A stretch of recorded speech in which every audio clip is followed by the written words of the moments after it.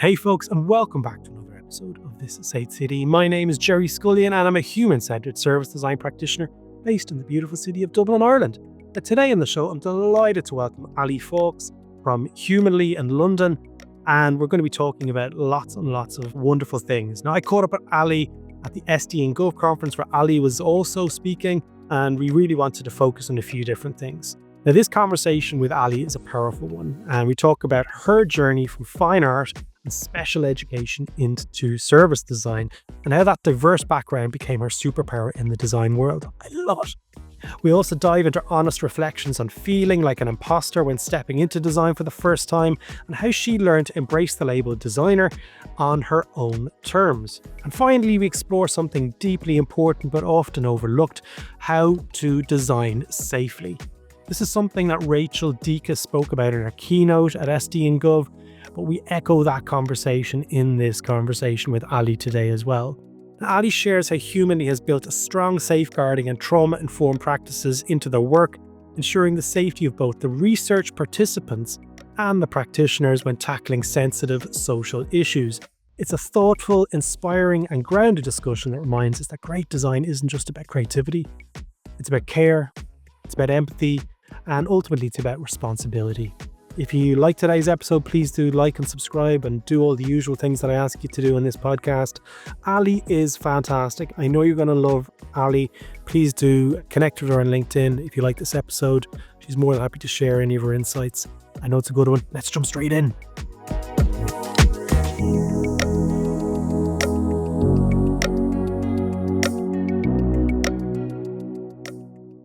All right, Ali.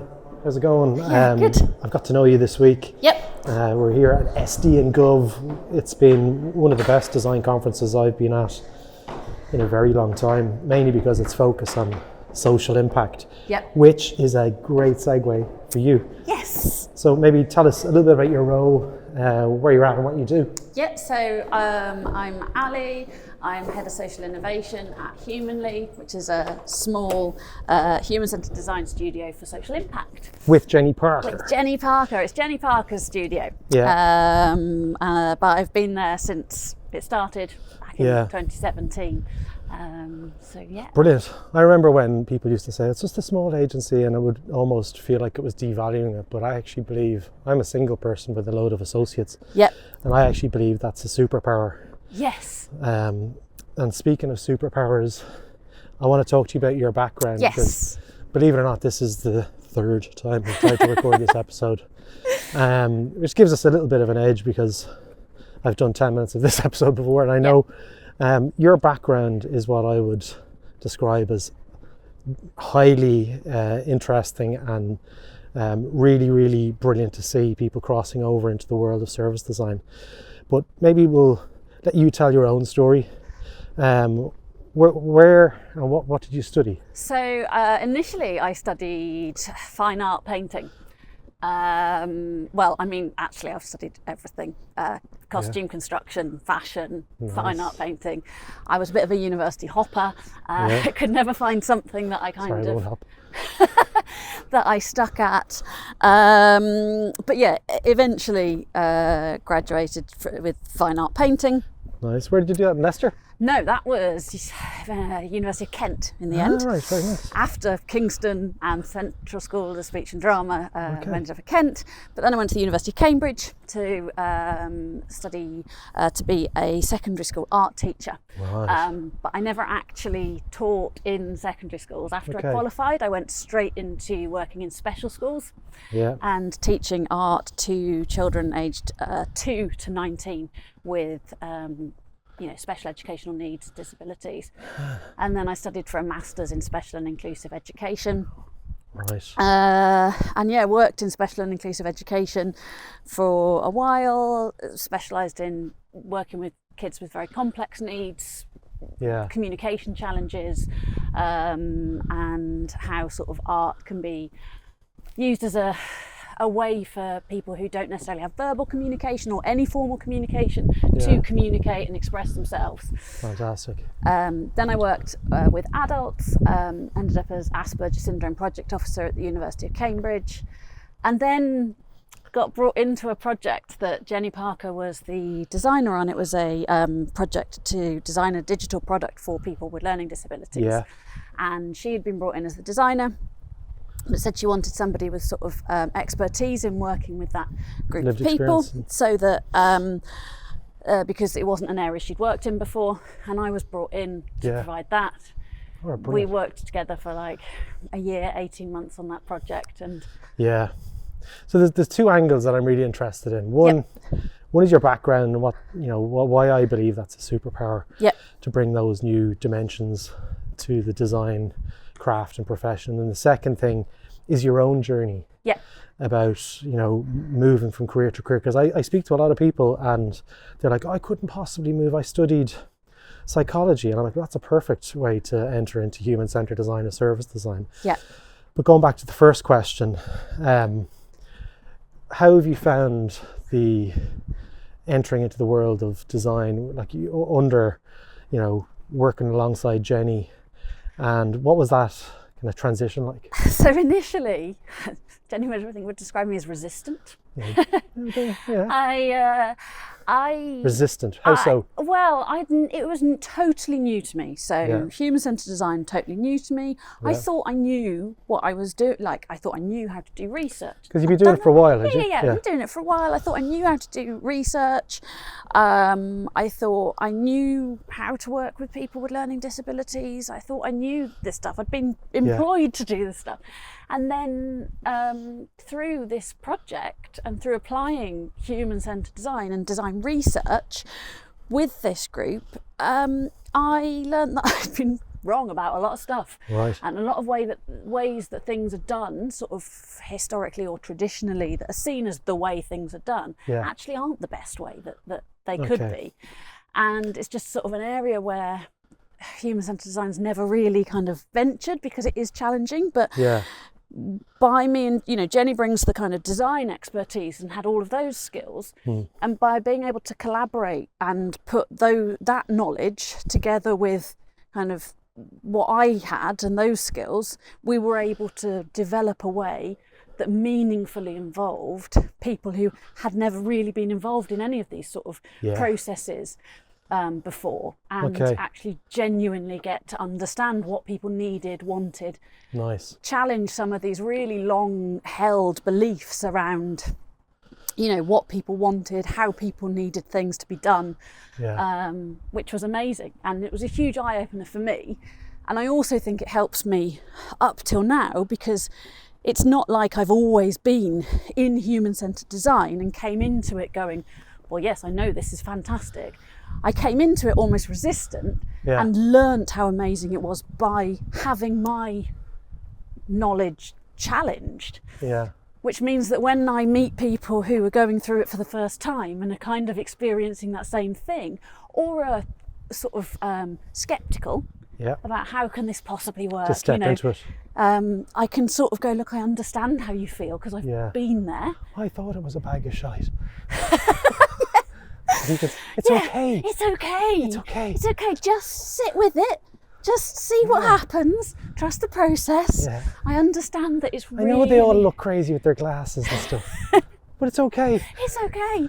Honestly, it works. Yeah. Honestly, we'll learn stuff that you've never learned through any other method. Honestly, you will get a better outcome. And I think being able to share that with people... It's very powerful. And say, very powerful. Oh, I was brought in as an expert, but learned I was totally wrong through this process, is helpful and can help reassure people. You're basically saying, the Kool-Aid, you don't really have to drink the Kool-Aid, but just respect that it's there, and over time. Just let it be there. Just let it be there. Yeah. Now, I know coaching designers, and from especially training a lot of designers who may say that they're not designers. Yep. That transition period to eventually adopting the label of a designer, they're like, well, I couldn't possibly say that because I studied this and this and this. Yeah. How was that for you? really hard, and I refused for a long time to call Yeah, myself you still a designer. don't. I still don't. That's fine. I was, a social innovation consultant when I had a social Love it. innovation. I will call myself a designer if I need to, but it's not, I think it took me a long time. I'm no longer uncomfortable with it. Yeah. And how did you silence the imposter thing? I think just over time, and also one of the things I learnt as I kind of got to, learn more about the process. Yeah.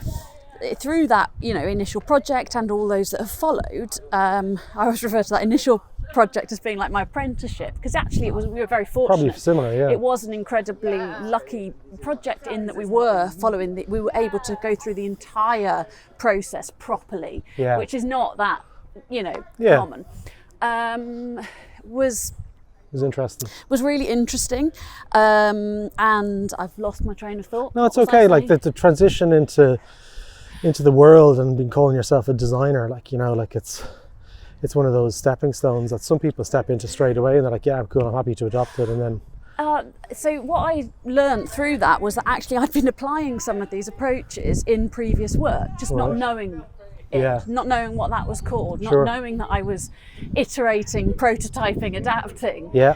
But as I learned about the human-centered design process, I was able to go, oh, but that's what I did. Yeah. That's what I applied in that role. Yeah. That's how we developed this group or that group, or that's how this concept developed, was because I identified that there was a need. We thought, well, let's give it a go, try it out. Oh, this didn't work, we tried 3 different options. So I think I became more comfortable as I sort of learnt more about it, and then actually I had been doing it a while, just didn't know. Yeah, I know, absolutely. I mean, there's a lot to be said for not applying a label to what you do and just saying actually the outcome, you're a social impact consultant, and that really works towards it. Now, in the SD and Gov conference, yourself and Jenny gave a workshop around both practitioner and research participant safety. Yeah. I'm deeply interested in that, having suffered, still 10 years later, dealing with vicarious trauma from research projects. Yep. Are you okay to explore that topic a little bit in the background, if there's a personal arc to it? So I think, there's very much a personal arc to it. I think for me, I was because of coming from a background where I had been a teacher and I'd also worked in advocacy. That's a background where the kind of safety and safeguarding is very, very top of the agenda. Yeah. And it's in everything you do. And when I came into human-centered design, I was quite surprised by some of the things that we were able to do in some way. Can you give me an example? So for me, home visits were like, what? We can go and do research in people's homes? They're okay with that? And, we've always humanly practiced doing that in pairs and doing it very safely, but I'm aware that's not always the case, and also even then for me it was really quite surprising because coming from my background, but I learned it was absolutely the best thing to do, and it was great. But what I've sort of over time tried to do is develop ways of bringing in some of the sort of resources that help to keep people safe, both the participants and the practitioners, without stifling what we do. Right, can you give me more examples on this? So it's about making sure that there are policies and procedures in place so that if something happens, we know what to do. So for example, one of the examples we used in our training session was, if we're working on a project, every time we work on a project, what we do is we go through what are the potential risks, essentially. What could come up in this project? Could there be accidental or deliberate disclosure of abuse? Or could there be a disclosure that somebody is feeling hopeless or suicidal, potentially?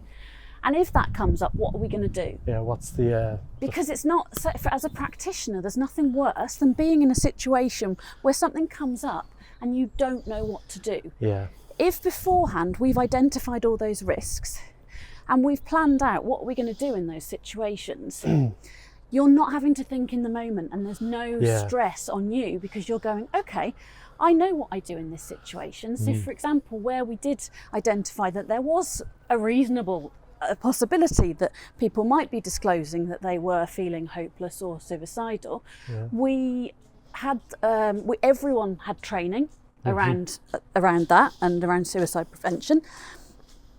We wrote it into our safeguarding policy and practice. And into consent as well, was it? And it wasn't, well, we always put in consent when... But like the documentation of if you're feeling like these things and you identify them, we are duty bound to... We always say that. Okay. So when it comes to consent, as far as I'm concerned, informed consent's only informed consent if people know the limits of the confidentiality. Yeah. And that is always going to mean that if someone tells us something that means that we believe that they or someone else is at serious risk of harm, we have to tell someone. So in that scenario, say you're engaged by a government or an NGO, whoever it is. Yeah. Like, we need this piece of research, so we need some experimentation or prototyping. And the previous people that have been in haven't done informed consent. They haven't gone to the lengths of saying, well, if someone in research tells us that they're feeling suicidal, they don't have any policy in place. And then you go back to the client and you say, we just need to put all those safeguarding measures in place, and then they put you into the too hard basket, which is a very, very common scenario for people. I've been in that scenario as well, saying, listen, we need to look at consent, we need to look, and they're like, we just want a quick fix. Sounds like you're too much of a purist. Have you navigated that? To be honest, we find that it reassures clients. Yeah. If we're the ones going, lovely, yeah, actually we need to explore what could happen. These are the risks we've identified. Can we check, what are your policies on this? Yeah. We'll align what we do with your policies. We'll make sure we're all in agreement. We co-design the plan of what's going to happen in different circumstances. So in that situation where we identified there was a real risk of sort of people potentially feeling hopeless or suicidal, we even drafted an email that we would send to people that had signposting, that had links to support, and that was agreed by the client, it was agreed by everybody on the team, so we knew exactly what our steps would be should that happen. Yeah. And it just meant that it's not only safer for the participant because we know that they're going to get support, but it's safer for us because we know how we're going to respond in a circumstance. And we do that in every project. We go through, we identify what are the risks. Often if we're working with children, we make the plan of, what is it we're going to do? Well, what we do is we're going to align with the school safeguarding policy. We always read the school safeguarding policy. Yeah, I love it. We all have safeguarding training. Yeah. Oddly, it appears to be designed for like plumbers, because it's NSPCC training for people who go into other people's homes. Right. Like plumbers. Yeah, okay, right. Because that's the most similar kind of scenario we could find. Wow. Because actually we're not providing the people we're doing research with the service. We're not their social worker, their therapist. And there's no guidance around what are you meant to do, how to approach it, what are the, there's just nothing. We've had to kind of read everything we can, take what we know, what we feel, and develop all this ourselves. Yeah. We kind of found that was the best training there was. It's what you do if you go into someone's house, you how to identify that things might be wrong, what you should do in those circumstances. But as somebody who's not there as a service provider to that person. I understand. So you're working on a lot of stuff at the moment. If people want to follow what you're doing, I know Jenny Parker's been on the podcast before, a very popular podcast. If people want to follow you in your own journey and reach out to you and ask about your own journey, because there are people out there in the social innovation sector that will look at this and go, that's exactly what I want to get into. Are you okay if people reach out to you and ask questions? What's the best way for people to do that? So on LinkedIn, my name's Ali Fawkes, and I'm just Ali, ALI_Fawkes, FAWKES, and I'm the same on all socials. That's my... Yeah, I'll put a link to whatever we can find into the show notes. And as it goes out on YouTube as well, if you're watching it in the description, it's in there as well. You can connect with Ali. Ali is remarkable, a breath of fresh air. I love speaking to people who are, not from a traditional design background and have moved into this world. he adds so much to the discipline of design. So great. And if you see Ali or Jenny at any conferences over the next couple of months, make sure you go up and say hello to them. They're wonderful people as well. I'm always very happy to talk. All right. Thanks for your time. Thank you.